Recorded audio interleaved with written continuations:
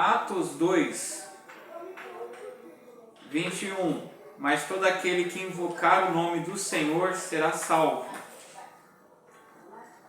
Tá?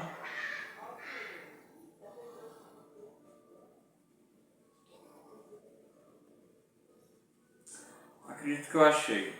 Achei, realmente. Atos capítulo 2, versículo 38. Tá? E vou ler o 40 também. Diz assim: Pedro respondeu. Eu vou até ler o 37, o 38 e 40. Diz assim: As palavras partiram o coração dos que ouviam, e eles perguntaram a Pedro e aos outros apóstolos: Irmãos, o que devemos fazer? Pedro respondeu: Vocês devem se arrepender para o perdão de seus pecados, e cada um deve ser batizado em nome de Jesus Cristo. Então receberão a dádiva do Espírito Santo. 40. Pedro continuou a pregar, advertindo com insistência seus ouvintes: Salvem-se desta geração corrompida. Eu pulei no versículo porque eu quis dar uma ênfase nisso daqui que eu disse. Mas eu vou estar lendo 39 para vocês verificarem. Essa promessa para vocês, para seus filhos e para os que estão longe. Isto é, para todos os que forem chamados pelo Senhor nosso Deus. Então aqui está dizendo no 39 que eu tinha pulado, que esse mandamento e a promessa é para aquelas pessoas daquela época, né?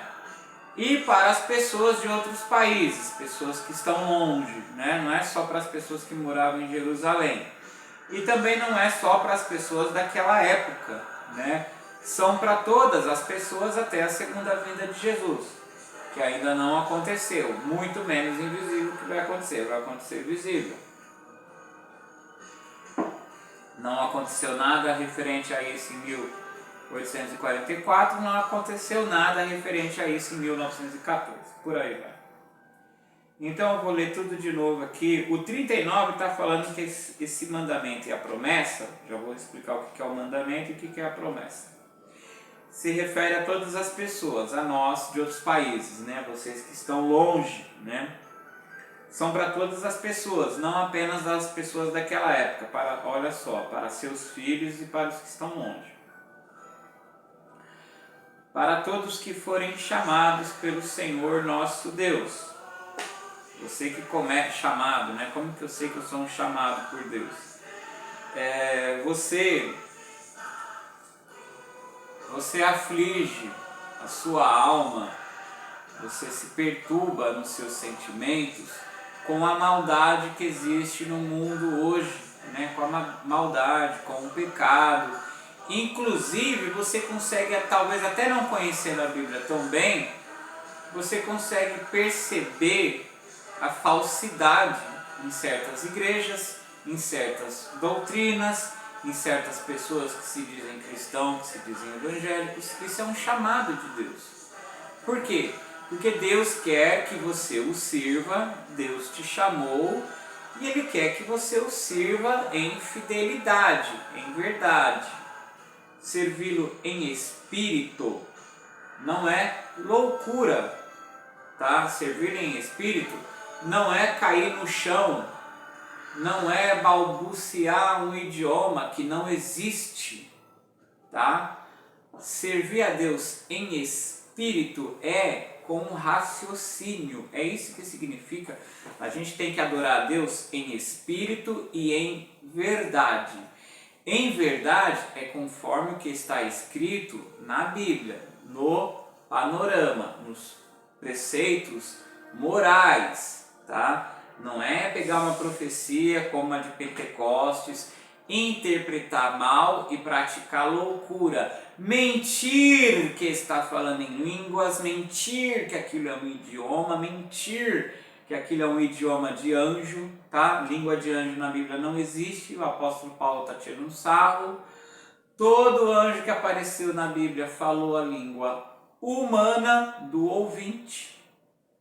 O dom de línguas, no começo desse capítulo 2 que nós lemos, que eu abri, você percebe que é o idioma falado dos países, dos judeus que estavam ali para celebrar aquela festividade da Paz, do Pentecoste, perdão, né, que é uma outra festa, não tem nada a ver com bagunça. Aconteceu o derramamento do Espírito Santo ali. Com relação ao dom de línguas é tema para outro dia, se eu não falar hoje. Vamos visualizar o batismo.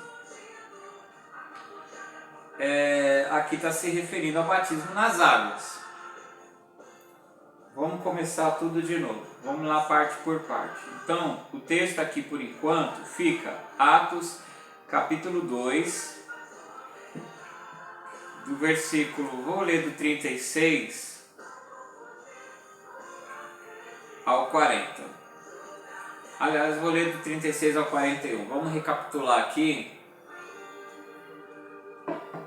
Tomando um cafezinho. Tudo de novo. Portanto, saibam com certeza todos em Israel que a esse Jesus que vocês crucificaram, Deus fez Senhor e Cristo. As palavras partiram o coração dos que ouviam. Ele tinha falado um discurso bem maior do que esse, tá? Você pode ler lá. Vai falar coisas, inclusive com relação a Jesus ter morrido, mas o seu corpo não ter entrado em decomposição, porque ele ressuscitou. Se referia a Davi, se referia a Jesus. Vai falar coisas que se referem à grande tribulação, vai falar coisas que se referem à segunda vinda de Jesus.